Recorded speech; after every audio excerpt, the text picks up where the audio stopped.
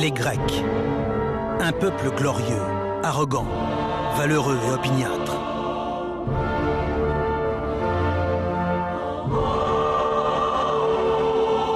Un peuple qui, il y a bien longtemps de cela, posa les jalons de la civilisation occidentale.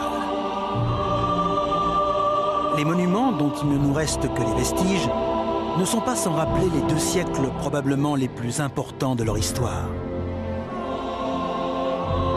Une époque où la science, la politique, la philosophie, la littérature et le théâtre virent le jour. Sans oublier un art et une architecture encore inégalés aujourd'hui.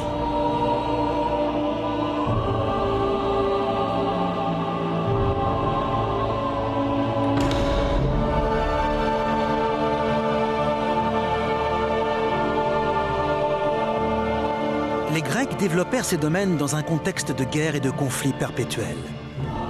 Ils mirent en échec de nombreuses armées et de nombreuses flottes. Des empires gigantesques s'inclinèrent face à leur puissance, leur permettant de bâtir leur propre empire bien au-delà de la Méditerranée. Pendant une courte période, la puissante marine grecque contrôla le bassin méditerranéen et offrit au peuple grec une prospérité jamais égalée. Les prouesses que les Grecs réalisèrent et qui façonnèrent le monde tel que nous le connaissons ne sont pas l'œuvre d'anonymes oubliés dans la nuit des temps. Elles sont le résultat du travail de femmes et d'hommes illustres, dont le souvenir est encore vivace et dont les vies demeurent des exemples. Des personnalités de la trempe de Thémistocle, l'un des plus grands militaires de l'humanité. Périclès, politicien génial et visionnaire. Socrate, le plus grand philosophe de l'histoire.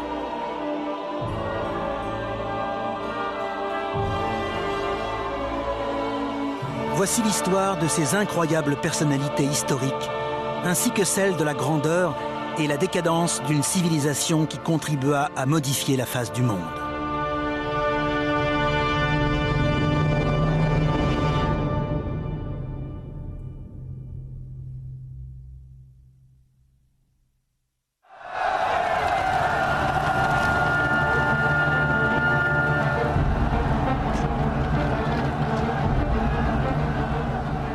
« 508 avant Jésus-Christ.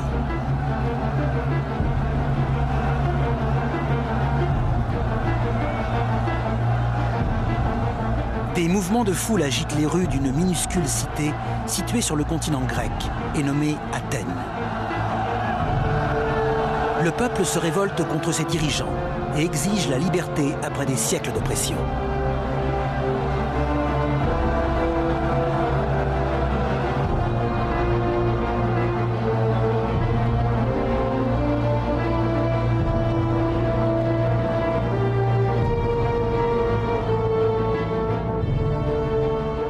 À l'écart, un homme observe. C'est un aristocrate athénien du nom de Clisthène.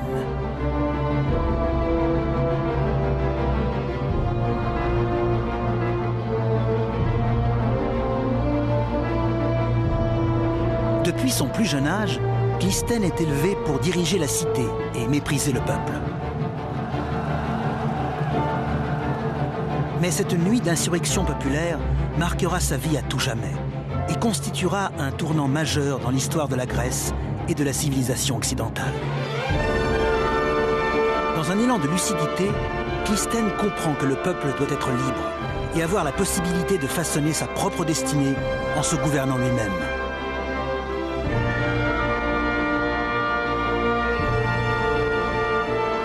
Cette prise de conscience lui permettra de conduire ses compatriotes sur le chemin de l'Empire.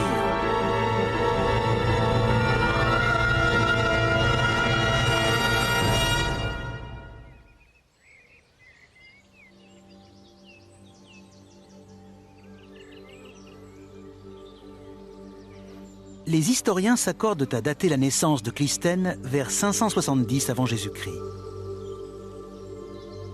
Sa sympathie pour le peuple peut surprendre lorsque l'on sait qu'il est issu d'une des familles grecques les plus fortunées et qu'il vécut dans ce qui était considéré à l'époque un palais.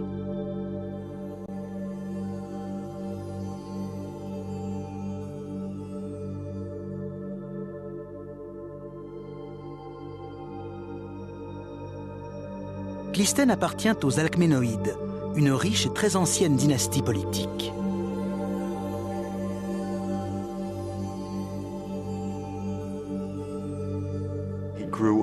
Il a grandi dans un environnement privilégié, un monde où les hommes appartenant à l'élite sociale étaient en droit d'attendre que certains privilèges leur soient accordés.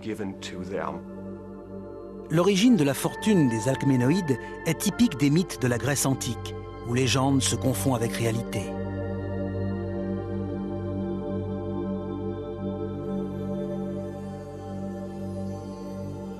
Selon Hérodote, premier historien grec, le grand-père de Clystène aurait rendu un service à Crésus, un grand roi d'une richesse incommensurable.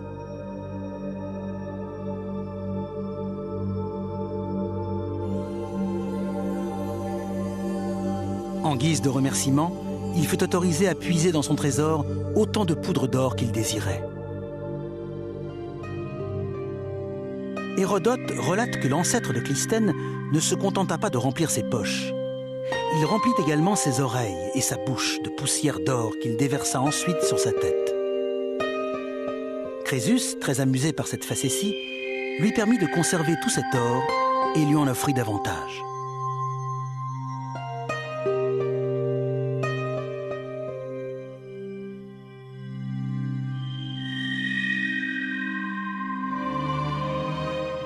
Quelle que soit la véritable origine de la fortune de la famille de Clystène, il ne fait aucun doute que celle-ci l'utilisa pour conquérir le pouvoir.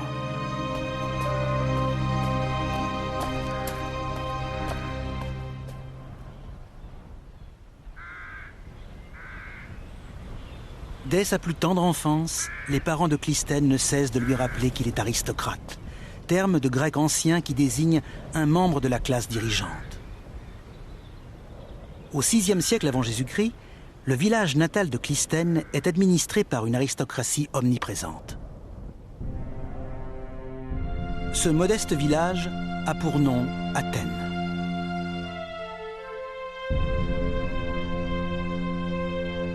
Athènes est située au centre d'une péninsule méditerranéenne, baptisée à l'époque Hellas, plus connue aujourd'hui sous le nom de Grèce.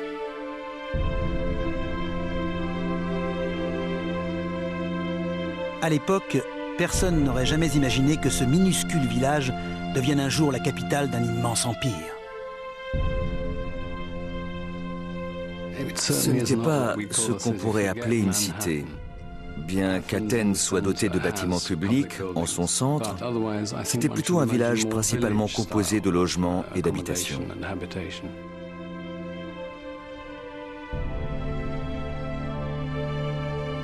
Le village est construit autour de l'Acropole, un promontoire rocheux et escarpé.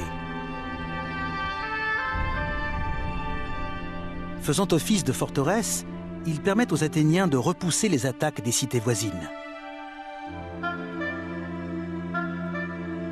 Les rues étroites qui l'entourent renferment les habitations modestes de fermiers et d'artisans.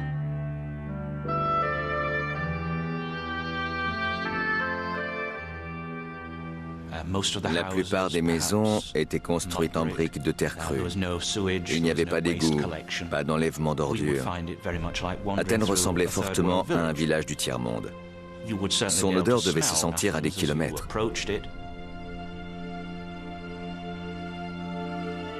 La vie quotidienne des hommes se résume aux travaux agricoles ou à la réalisation de diverses tâches artisanales élémentaires.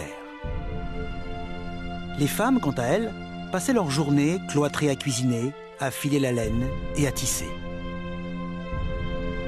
Au sein de cette classe populaire, l'écriture et la lecture sont des savoirs très peu répandus. Elles ne disposent d'aucune connaissance relevant, de près ou de loin, du domaine de la science ou de la médecine. L'espérance de vie à l'époque ne dépasse pas 15 ans. Affirmer qu'au temps de la Grèce antique, la vie était sale, brutale et courte n'est pas loin de la réalité. En effet, la vie était extrêmement rude.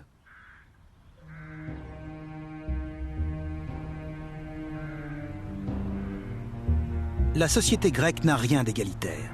Le peuple vit sous le joug d'une aristocratie composée d'hommes comme le père de Clystène.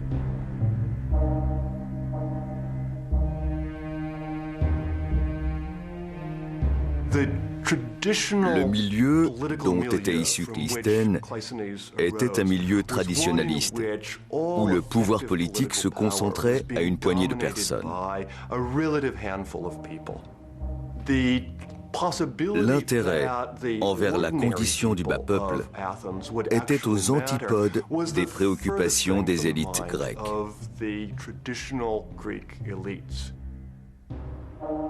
Le philosophe grec Aristote décrit un monde gouverné par l'injustice. La terre était tout entière entre les mains d'un petit nombre d'hommes, et ce qui causait la plus grande souffrance au peuple était son état de servitude. Mais il avait bien d'autres sujets de mécontentement, car à vrai dire, il s'irritait de ne pas avoir sa part de terre.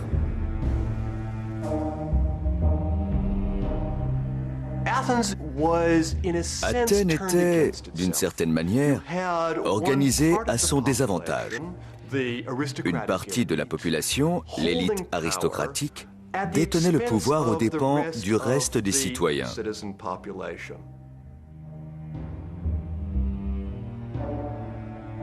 Dirigée par des aristocrates uniquement préoccupés par la conservation du pouvoir, Athènes n'a rien d'un État susceptible de construire un grand empire.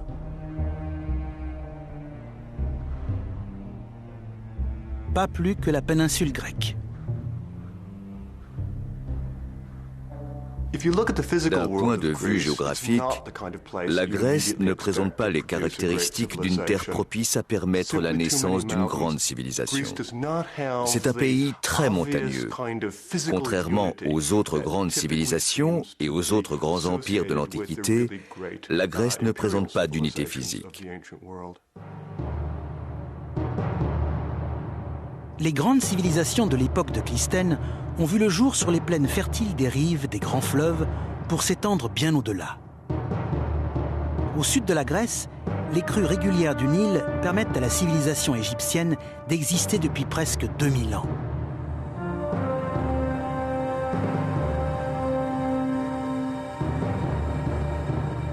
À l'est s'étend le très vaste empire perse, dont le cœur est formé par deux grands fleuves, le Tigre et l'Euphrate.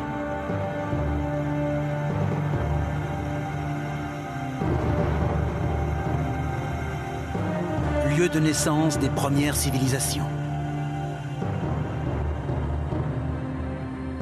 Et berceau des premières villes de l'histoire de l'humanité.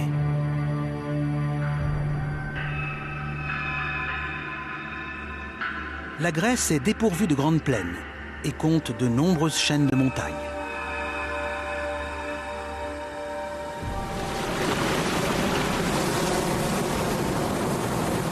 Sa côte est parsemée d'innombrables îles. Conquérir un territoire aussi accidenté relève de l'impossible.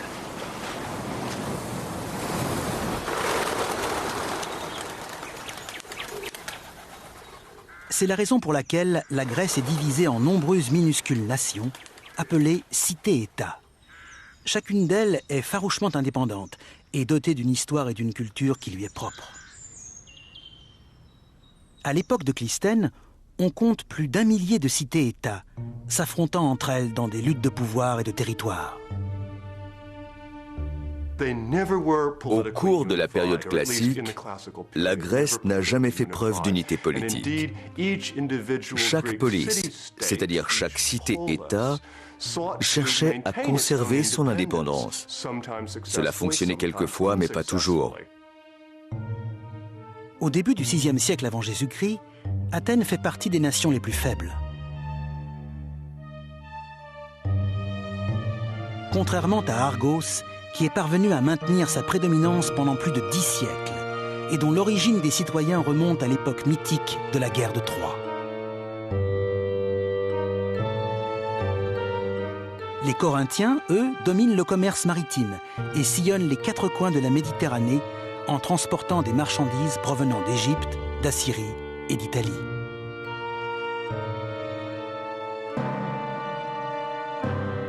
Mais de toutes les cités-États, une seule détient le pouvoir militaire.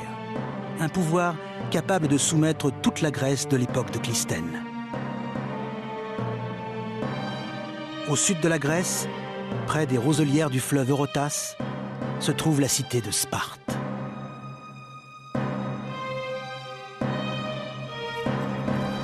Dès la naissance, les Spartiates sont éduqués pour devenir des soldats.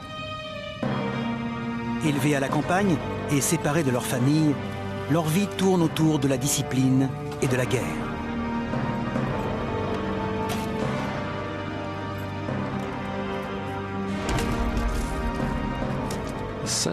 Les Spartiates vivaient en caserne et étaient élevés pour devenir des militaires.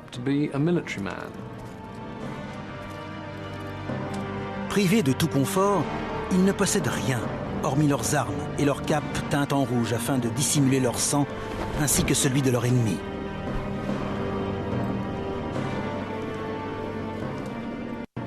Les Spartiates étaient formés pour affronter n'importe quel ennemi. Il existe toutes sortes de légendes à leur sujet, dont la plus remarquable est celle d'un sybarite qui visite Sparte et qui, après avoir goûté la nourriture des Spartiates, comprend alors pourquoi ces derniers ne craignaient pas la mort. Pour lui, la mort n'était rien à côté de leur nourriture. Les Spartiates sont des conquérants implacables. À l'époque de Clisthène, ils ont déjà conquis les régions avoisinantes, soit plus de 4000 km², et réduit les populations soumises à l'état d'esclavage. Ces dernières sont baptisées ilotes.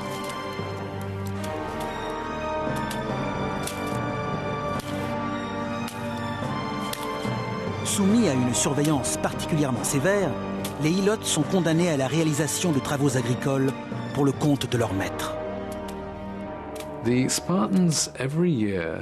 Chaque année, les Spartiates déclaraient la guerre aux Ilotes, en partie dans le but de renforcer la nature guerrière de la communauté, mais également dans le but calculé de maîtriser leur population. C'était une pratique très régulière.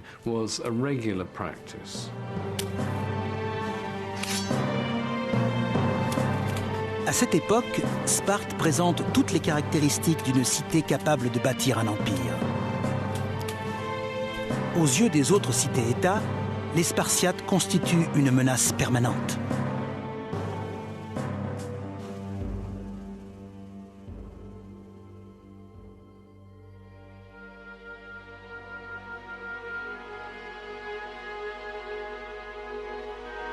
Telle est la Grèce de la jeunesse de Clisthène.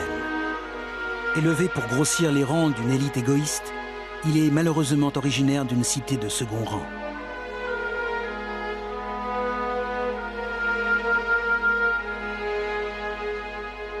Un contexte peu propice pour permettre à un homme de conduire la Grèce sur le chemin de l'Empire.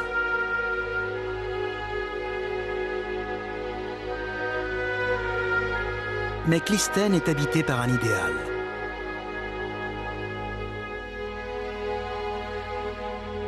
Un rêve de grandeur que seuls les hommes grecs peuvent réaliser.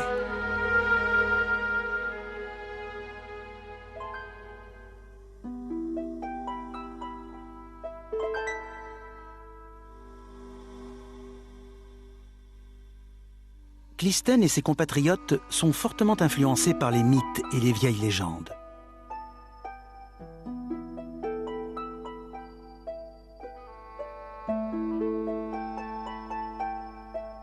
Des centaines d'Aèdes sillonnent le pays et déclament ces légendes à qui veut bien payer.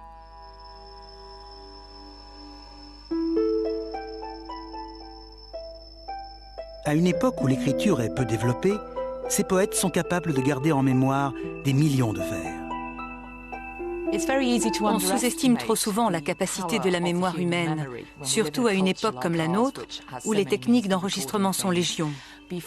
Avant même de disposer d'un alphabet, les Grecs étaient capables de mémoriser de très nombreux vers de poésie et les transmettaient de génération en génération de manière remarquable. Ces Aèdes errants se rendent régulièrement à Athènes, alors que Clisthène est encore enfant. Celui-ci est fortement influencé par les récits qu'il entend.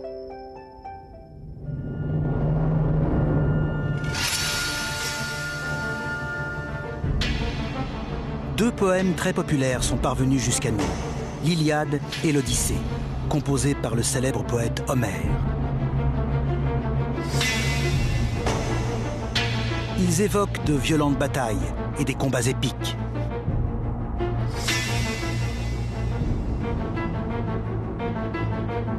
Dont les principaux protagonistes sont des héros. Des personnages mythiques dont la force leur confère le pouvoir et la gloire.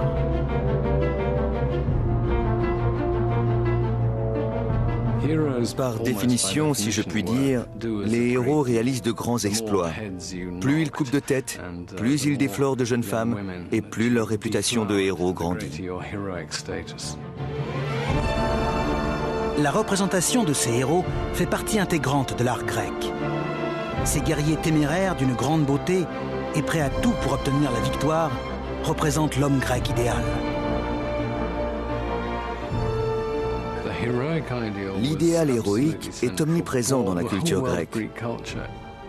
Les héros sont des personnages exceptionnels dont on veut imiter les exploits en s'inspirant des prouesses d'Achille, par exemple.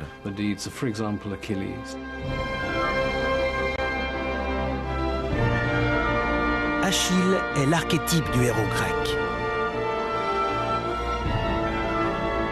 Enfant, il doit choisir entre une vie longue et ordinaire ou une gloire éphémère sur le champ de bataille.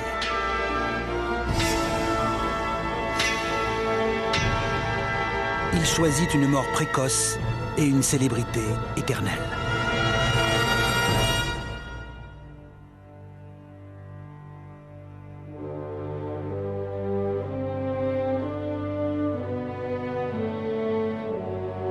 Cette vision du héros, cet idéal de l'homme d'action, constitue un modèle que Clisthène se verra enseigner tout au long de sa jeunesse.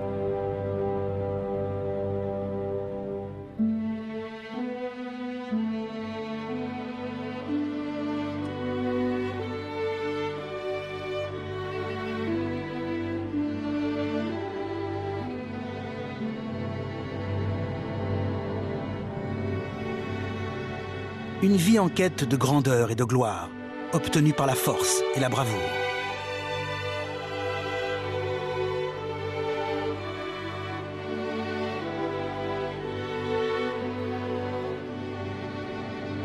Dans le but de conquérir le pouvoir, de remporter une victoire personnelle,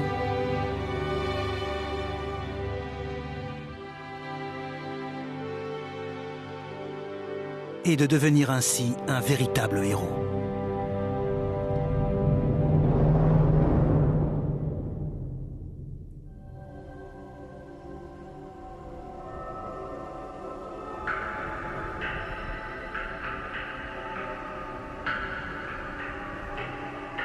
Mais Clisthène n'est pas le seul grec à s'identifier au personnage homérique.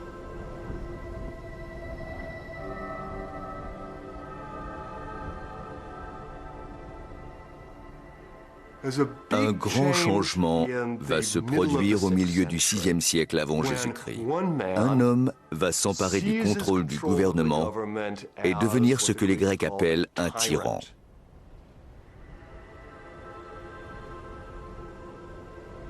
Grâce à Hérodote, nous savons comment le tyran est parvenu à accéder au pouvoir.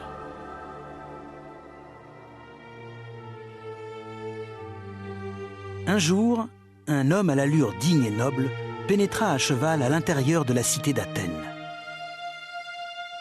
Accompagné d'une grande et belle femme, il la présenta comme étant Athéna, la déesse d'Athènes.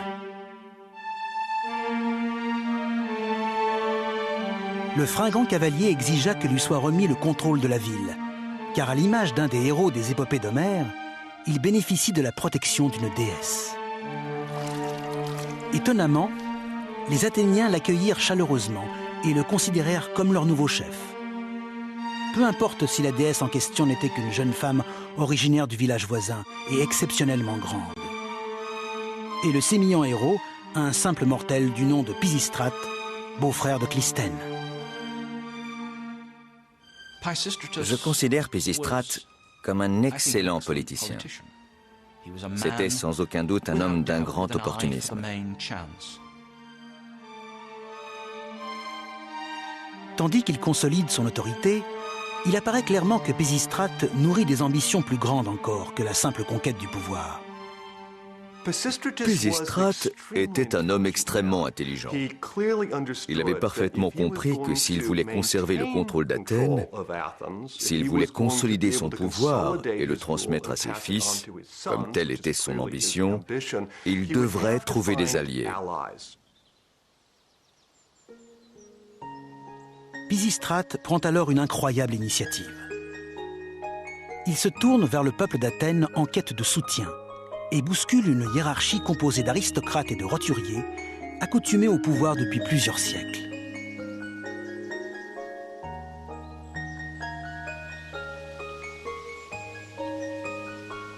Pisistrate décide de réduire les impôts et procède à l'instauration de prêts gratuits pour permettre au peuple de construire des fermes.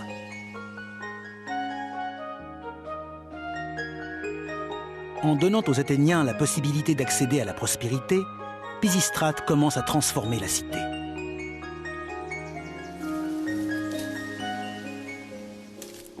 Sous Pisistrate, le développement de l'agriculture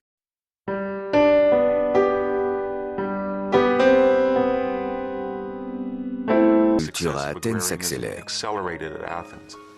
C'est un phénomène qui ne va cesser de grossir au cours des 2 siècles suivants.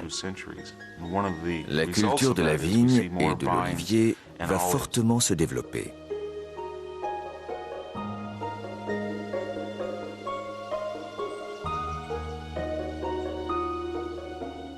L'olivier est présent dans tous les aspects de la culture grecque.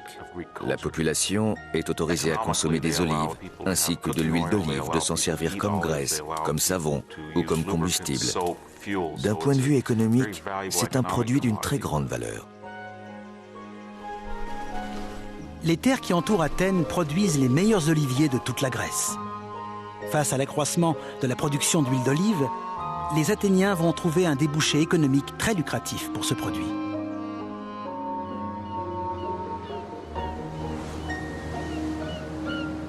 Ils ne se contenteront pas de la vendre dans les autres cités grecques. Ils franchiront la Méditerranée pour commercer avec l'Égypte, la Phénicie, la Perse et la Syrie. Athènes est idéalement située pour exporter ses produits dans la partie orientale de la Méditerranée.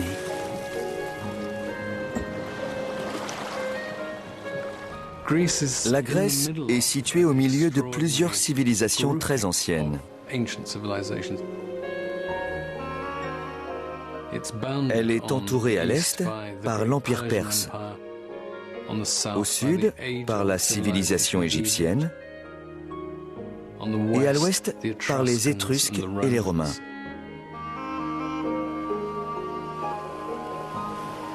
Les Grecs, eux, sont disséminés un peu partout. Platon les comparait d'ailleurs à des fourmis ou des grenouilles autour d'une mare.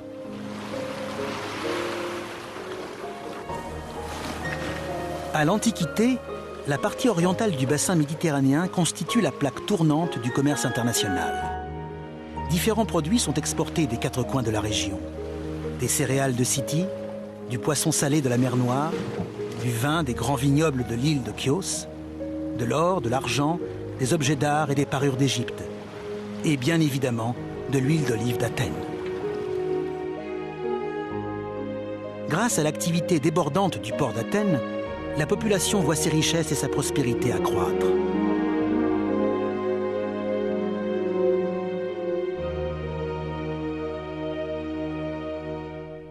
Néanmoins, l'effet le plus étonnant de la soudaine expansion de la cité est à trouver dans les sombres ateliers de ses artisans. Là où le plus ancien héritage artistique d'Athènes a vu le jour, le vase.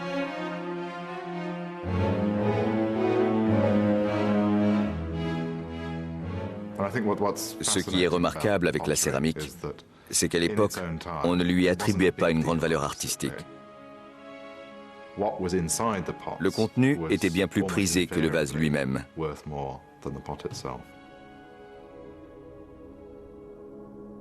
C'est ici, dans le quartier du Céramique, ancien quartier populaire d'Athènes, que les potiers avaient leur atelier. Ces nombreux artisans appartenaient à la catégorie la plus basse de la société athénienne. Je ne dirais pas qu'il faisait partie de la lie de la société, mais à Athènes, les potiers n'avaient droit à aucun respect. Leur travail était dur, incessant et peu envié au sein de la population. À l'Antiquité, la céramique est une matière utilisée depuis des centaines d'années dans les foyers grecs, ainsi que pour le transport de l'huile et de la nourriture. De conception basique, le vase est décoré de motifs géométriques simples, inspirés de l'art égyptien et assyrien.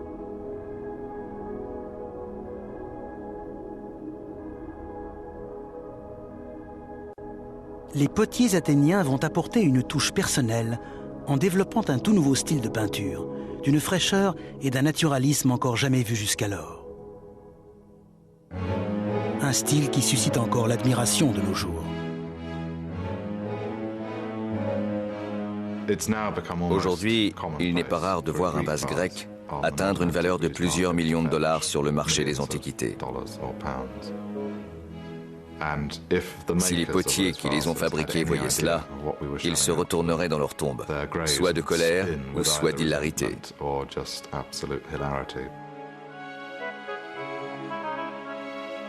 Les potiers athéniens furent moins motivés par la postérité que par l'émulation artistique.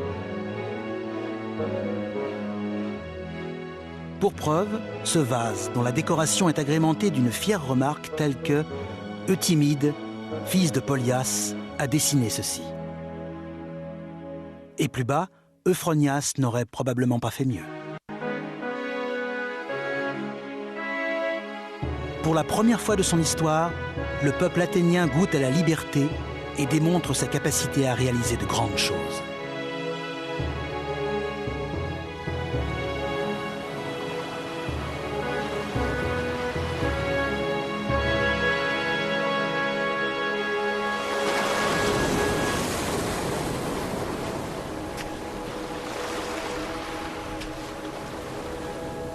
En grandissant sous le règne de Pisistrate, Clisthène aura été témoin du changement que connut Athènes.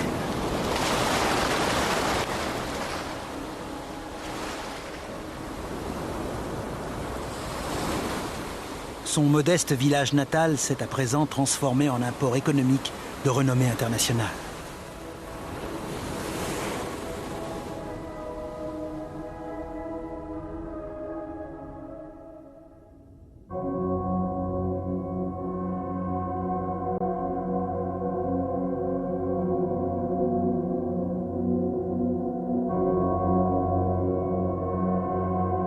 Mais la tyrannie bienveillante de Pisistrate ne durera pas éternellement. Il meurt en 527 avant Jésus-Christ et sera enterré ici, dans le cimetière d'Athènes.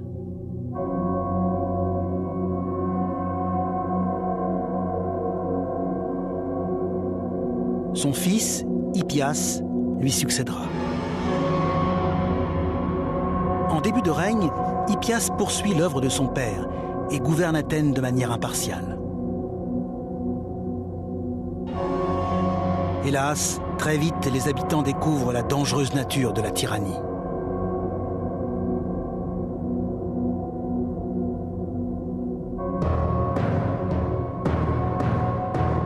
En 514 avant Jésus-Christ, le frère d'Hippias est assassiné.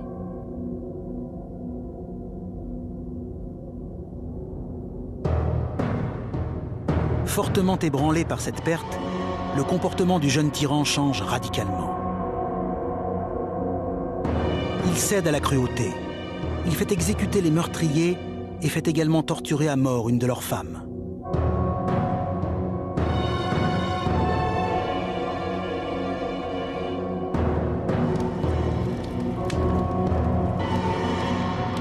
Aristote évoque la façon dont le tyran sombra dans la folie. Dès lors, sa tyrannie devint de plus en plus dure. Pour venger son frère, il mit à mort nombre de citoyens, en chassa beaucoup d'autres. Tous le prirent en défiance et en haine.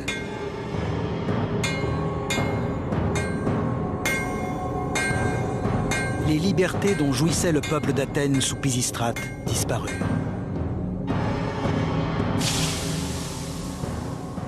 Dorénavant, Athènes vit sous la tyrannie, une tyrannie telle que nous la concevons à notre époque.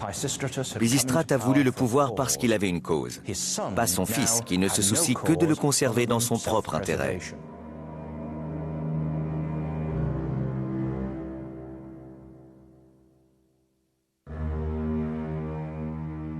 Pour Clisthène, la vie devient progressivement plus dangereuse.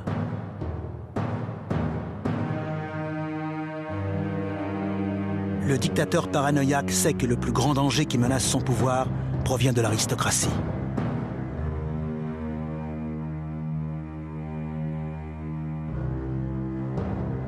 Et ses craintes sont fondées.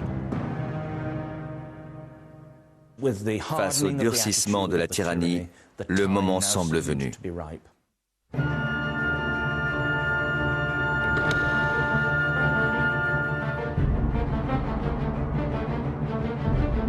Clisthène décide de prendre son premier grand risque. Il veut tenter de renverser le pouvoir dans son propre intérêt, ainsi que celui de sa famille. L'ambition que nourrit Clisthène de marquer l'histoire de son nom l'habite bien évidemment depuis son plus jeune âge.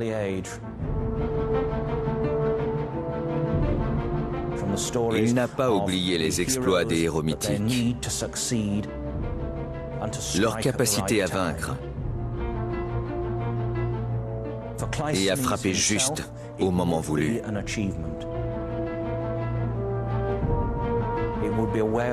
Pour Clisthène, il s'agit d'un aboutissement.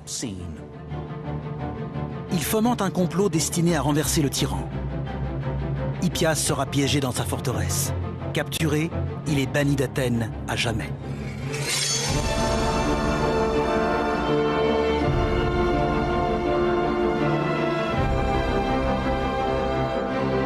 Nous sommes en 510 avant Jésus-Christ. Clisthène fait, à présent, partie des personnalités les plus puissantes d'Athènes. Il est parvenu à réaliser un exploit digne des héros homériques qui ont bercé son enfance.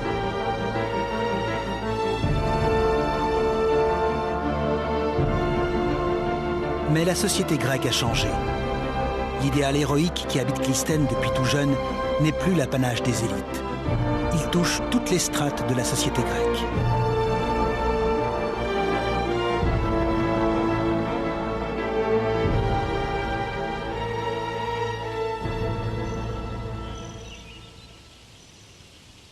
Voici Olympie, dans le sud de la Grèce. C'est ici, tous les 4 ans, que de jeunes hommes venus des 4 coins du pays se réunissaient pour participer à une grande compétition athlétique. L'ancêtre de nos Jeux olympiques.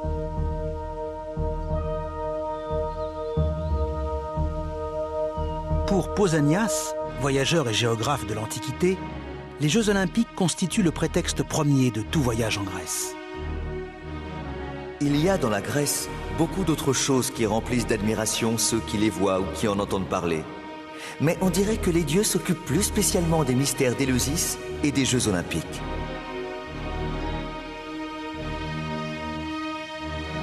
Les Jeux olympiques furent créés en 776 avant Jésus-Christ, soit 2 siècles avant la naissance de Clisthène. À l'époque, la participation aux épreuves est réservée aux Grecs les plus riches. Mais du vivant de Clisthène, il n'en est plus de même. Tout le monde peut y participer. Un noble peut être opposé à un potier et un roi à un simple poissonnier.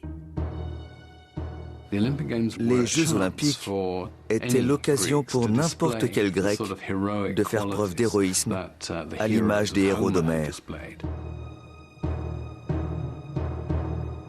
Les épreuves exigent les mêmes qualités que celles nécessaires sur le champ de bataille. Course de chars, course à pied, lutte, boxe.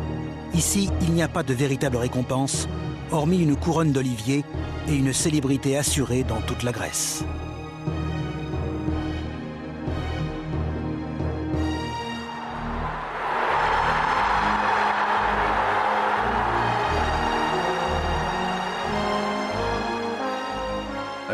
Les athlètes concouraient face à un public très nombreux.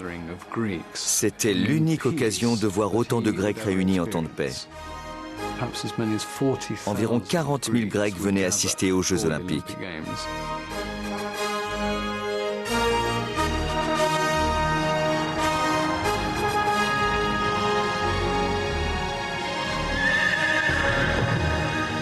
Les Grecs parcouraient des centaines de kilomètres pour venir assister aux Jeux.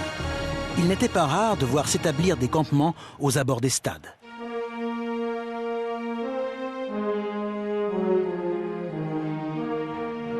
Les jeux sont une affaire d'hommes. Les femmes ne peuvent pas y participer. L'entrée du stade leur est même interdite.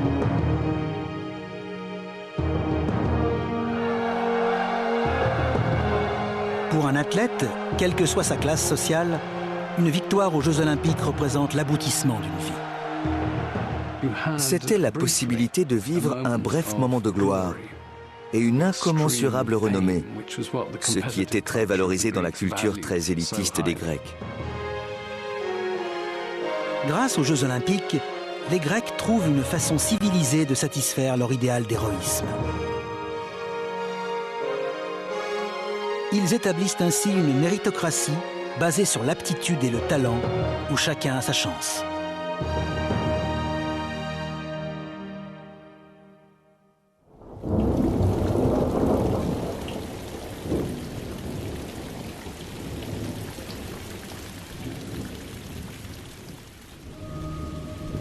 Mais une société où tout le monde peut vaincre ne peut que contribuer à rendre Athènes encore plus instable. À peine Clisthène conquiert-il le pouvoir qu'il découvre l'existence d'un complot contre lui. À Athènes, héroïsme signifie toujours la même chose. Conquérir le pouvoir à tout moment, de quelque manière que ce soit. La seule règle, c'est d'obtenir ce qu'il est possible d'obtenir et de se battre pour cela. Il faut foncer et montrer qu'il est possible de parvenir à ses fins. Le plus ambitieux des conspirateurs opposés à Clisthène a pour nom Isagoras. Isagoras fait partie de l'aristocratie athénienne. Lui aussi a été élevé, persuadé que le pouvoir lui revenait de droit.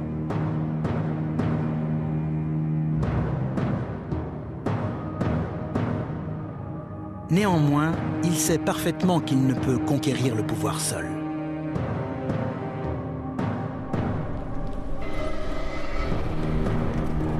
Il prend alors une incroyable initiative. Il cherche du soutien en dehors d'Athènes. Il envoie un message aux guerriers les plus redoutés de Grèce, les Spartiates.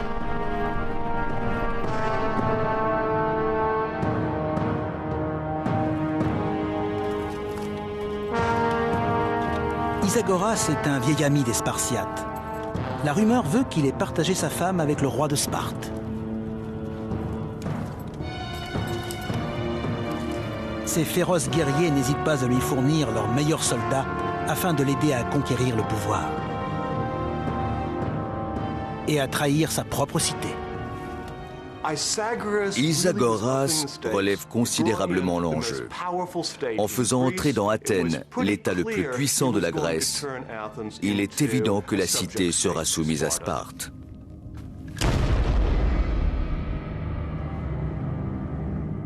Soutenu par les troupes spartiates, Isagoras peut réaliser le plan qu'il a échafaudé pour s'emparer d'Athènes. Lui et ses troupes ont pour objectif de prendre le contrôle du point le plus élevé de la ville, la forteresse située au-dessus de l'acropole.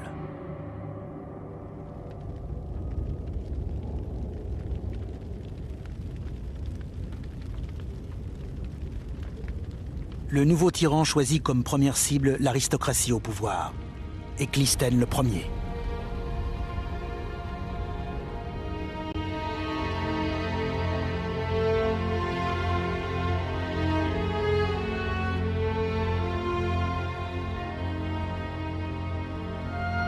Plus de 700 familles seront expulsées d'Athènes, y compris celle de Clisthène.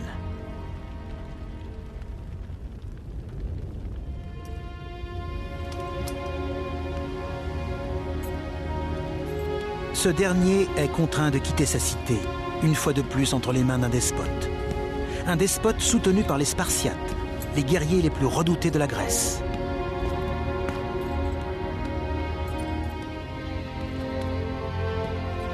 Les idéaux de Clisthène s'effondrent comme un château de cartes.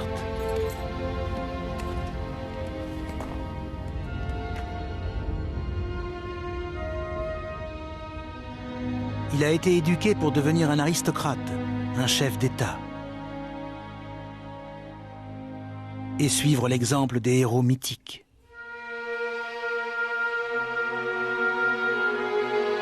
Hélas, tout cela n'aura provoqué que conflits, rivalités, morts, exil et lutte de pouvoir.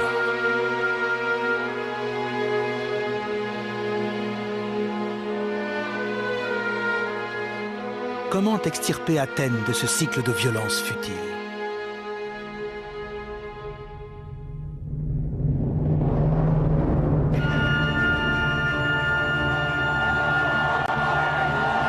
Mais alors que Clisthène entame un exil déchirant, Athènes est frappée par un événement extraordinaire.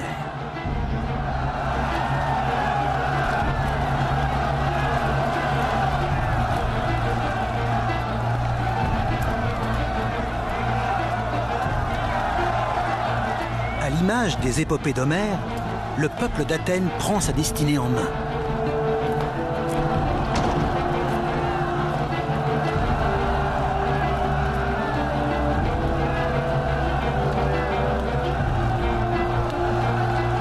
C'est la révolution.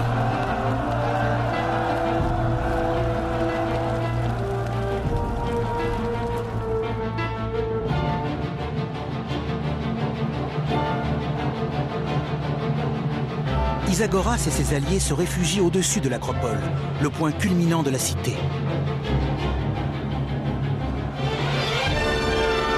Mais même là, ils ne peuvent échapper à la colère des Athéniens.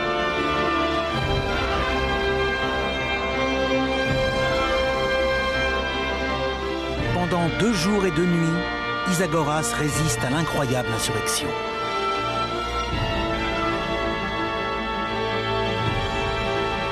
Il tient bon jusqu'au matin du 3e jour, jusqu'à ce qu'il soit contraint de se rendre.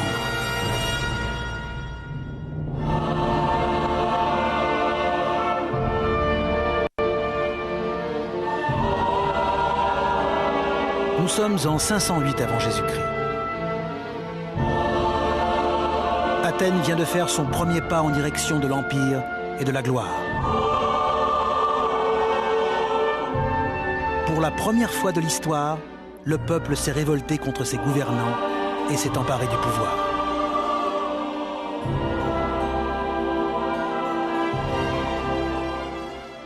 À ce stade, Athènes est sous le contrôle de la foule.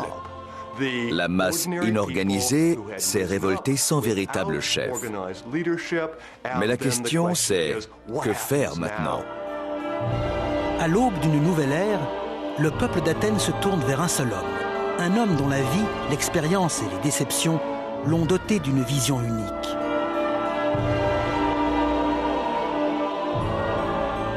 Clisthène l'exilé est rappelé et se voit chargé de former un gouvernement.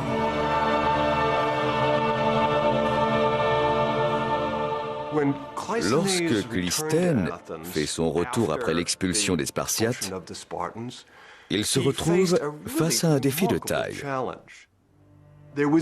Il ne peut pas se contenter de remettre au pouvoir un groupe d'aristocrates. Pas plus qu'il ne peut se permettre de se déclarer tyran. Clisthène est contraint de trouver une solution gouvernementale révolutionnaire dans un contexte de situation politique révolutionnaire.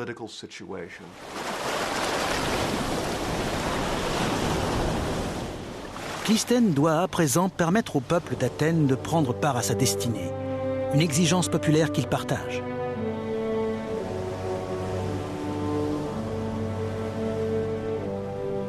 Sur le flanc d'une colline de la cité, existe un grand hémicycle sculpté à même la roche. Ici, dans l'ombre de l'acropole, les citoyens d'Athènes peuvent se réunir afin de débattre du futur de leur cité.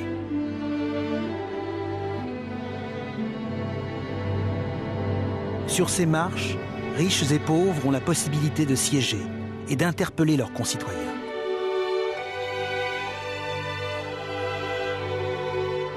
L'ancêtre de notre Assemblée nationale, de la Chambre des communes britanniques, du Congrès américain et d'autres parlements à travers le monde. Là où jadis le gouvernement était constitué au fil du glaive, Clisthène institue le vote. Un galet blanc pour approuver, un galet noir pour rejeter. Par ce concept simple, Clisthène institue la volonté populaire, une forme de gouvernement nommée démocratie.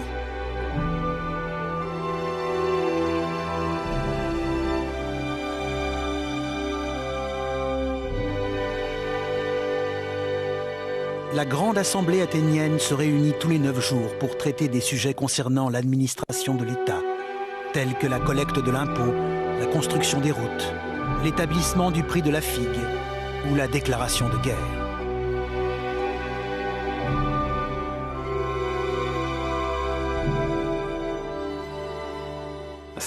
La démocratie athénienne est différente de celle que nous connaissons. Le citoyen athénien sait qu'il peut se faire entendre. Ce n'est pas le peuple contre les dirigeants. Le gouvernement n'est pas coupé du peuple puisqu'il en fait partie.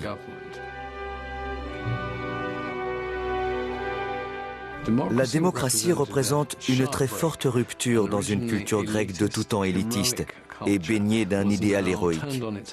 Au terme d'un revirement total, même les Grecs appartenant à la masse, non aristocratique, dépourvus de richesse, pouvaient devenir des héros en politique.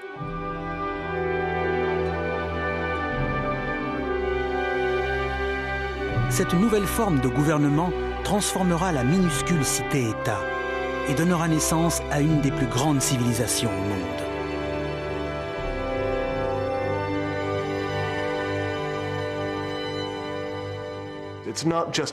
L'apparition de la démocratie et l'incroyable développement de la culture grecque n'ont pas eu lieu par hasard. La démocratie contribue à permettre l'épanouissement de la société humaine, chose pratiquement impossible dans d'autres formes de gouvernement. Les Athéniens transformeront les grandes réalisations effectuées sous l'Ancien Régime.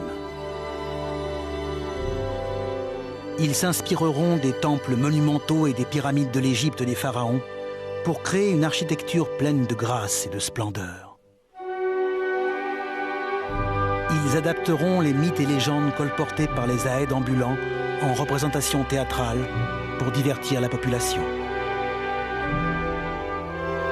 Et les magnifiques sculptures de pierre d'Assyrie et d'Égypte seront copiées avec une sensibilité et une émotion encore grandement admirées de nos jours.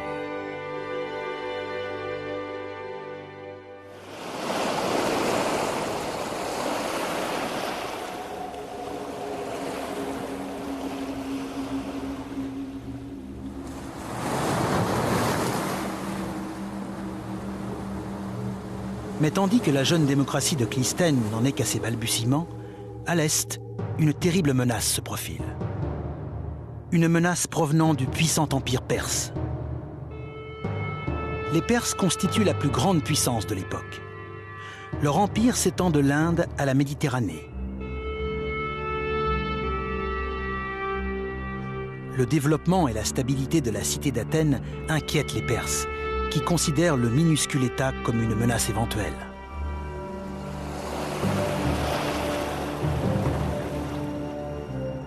Dans la précipitation, ils décident de mobiliser une armée de 40 000 hommes afin d'envahir la Grèce.